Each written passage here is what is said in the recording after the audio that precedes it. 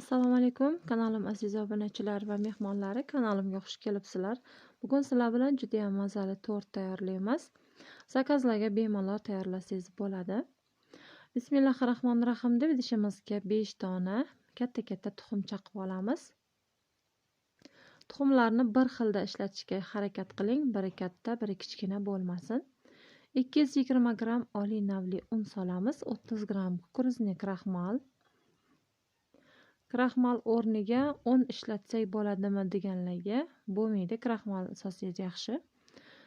1 osh qoshiq, ya'ni 40 gram avalekiz, 80 ml da muzdek suv, 5 gram vanilin va 1 choy qoshiq to'ldirib razrixlitel solamiz va bir marta yaxshilab aralashtirib olamiz.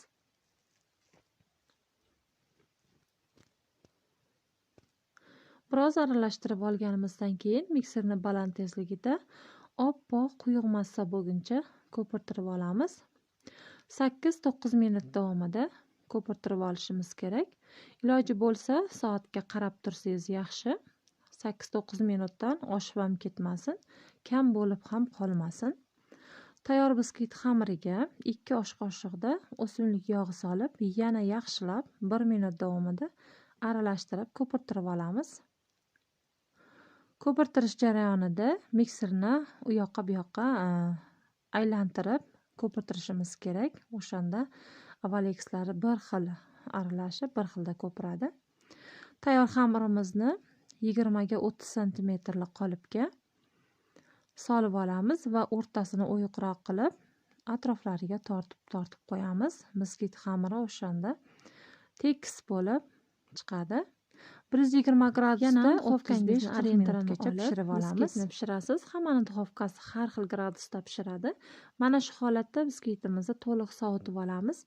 Endi tortimiz uchun krem tayyorlaymiz. Bu uchun 600 gram muzdek qaymoq, 35% dan kam bo'lmasin foizi.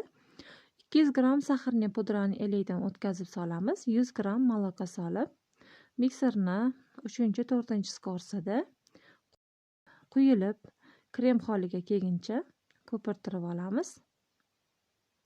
Men 250 li val mikserimda 3-4 skorsda ko'pirtiraman. Quyilib mana shunaqangi mikserni izi tushgandan keyin mikserni o'chiramiz.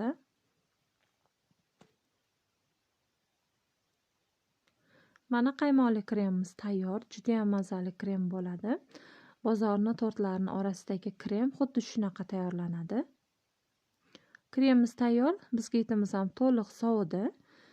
Qolipdan chiqarib olamiz va o'zimiz xohlagan korjlarga bo'lib olamiz. Men 3 ta korjga bo'lib oldim. Biskvitimiz juda ham baland, juda ham zo'r chiqadi. Xohlasangiz 4 ta korjga ham bo'lib olsangiz bo'ladi. Mana oralarini ham kesib ko'rsatdim. Orasi juda ham chiroyli, mayingina biskvit bo'ladi, oppoqqina. Biskvitingiz o'xshab chiqishini xohlasangiz, har doim oliy navli undan ishlatishga harakat qiling.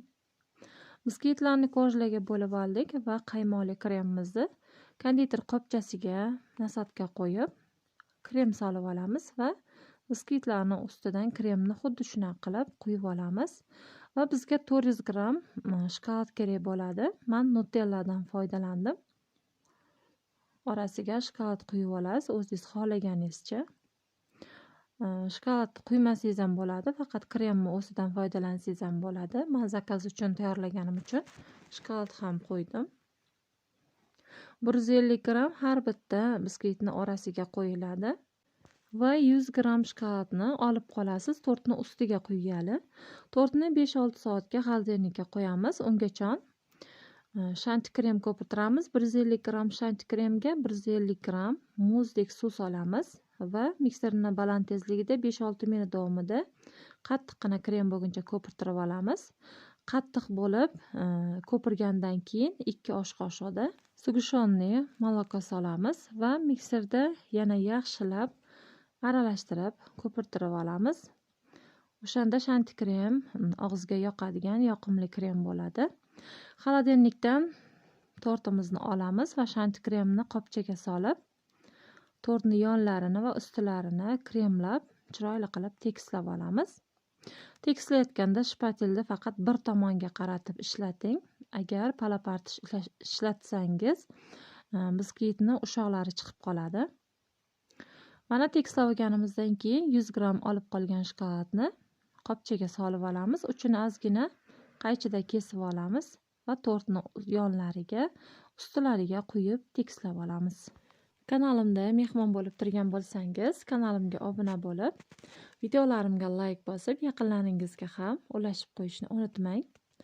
Videolarimiz kengroq tarqalishi uchun bir dona like'ingizni ayamaysiz degan umiddaman. Mana xuddi shunaqa qilib tortimizni ustiga qo'ygan shokoladini tekslab olamiz va qolgan shanti kremni qopchaga solib, tortni ustiga xuddi videoda ko'rsatilgandek qilib gullar qo'yib olamiz. Tortni xohishga ko'ra boshqacha qilib bezatsangiz ham bo'ladi. Orasiga shokolad emas, mevalar tersangiz ham unda ham juda ham mazali tort bo'ladi. Mana tortni ustiga krem qo'yib oldik. Tagi qismiga ham krem chiqarib bezatib olamiz. Tortni xohishga ko'ra boshqacha qilib bezatsangiz ham bo'ladi. Endi bizga bir dona apelsin, bir dona kivi kerak bo'ladi. Mana shunaqa uchburchak qilib to'g'rab olamiz va tortni ustiga, ya'ni kremlarni ustidan joylashtirib chiqamiz. Tortni zakazga tayyorlasangiz, mevalarni ustidan rangsiz jele quyib olasiz. O'shanda mevalar qorayib qolmasdan, yaltirab, o'zini sifatini yo'qotmasdan turadi. Rangsiz jele qanaqa bo'ladi deb savol beradiganlarga, rangsiz jele oddiy har xilda mevali jelening rangsizi bo'ladi, ya'ni shaffof sariq rangda bo'ladi. Konditer do'konlaridan so'rasangiz beradi. Tortimiz tayyor, albatta tayyorlab ko'ring. Yangi videoda ko'rishguncha xayr omon bo'ling.